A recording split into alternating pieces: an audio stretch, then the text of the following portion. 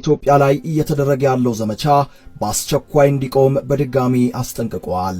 ቻይናና ሩሲያ ምዕራባውያኑን የአክሱሟን ንግሥት እንዳትነኳት፣ ያቺን የጥቁር ፈርጥ የነጻነት ምንጭ በረከሰ ዱካቿ ትርገጧት፣ የሺህ ዘመናት ባለጸጓን የሚስጥር ምድር የቅኔ ጋራ የፈጣሪን መቅደስ ተዋት፣ አትንኳት፣ የሳጥናኤል እርሻችሁን አታፍሱባት፣ የሴራ ቅርሻታችሁን የዘመናት ቂማችሁን አትወጡባት፣ ኢትዮጵያን ተዋት ብሏል። ነጻነቷን በወርቅ የማትለውጠው በኩርናዋን በምስር ወጥ የማትቀይር ኩሩ ሀገር ናትና ተዋትም። በክፋት በሴራ በኩይ ተግባር የተጨማለቀ እጃችሁን ከቅድስቲቷ ምድር ላይ አንሱላት ብሏል። ሶሪያን የበላ ሊቢያን ያወደመ የመንን ያፈራረሰ አፍጋኒስታንን የቦጫጨቀ የአሪዮስ ክራንቻችሁን ንቀሉላት ብሏል። የና አሜሪካን የበሰበሰ የባህል ወረራ ጠምዝዛ የሰባበረችው ሩሲያ ኢትዮጵያን እጠብቃለሁ ብላለችም።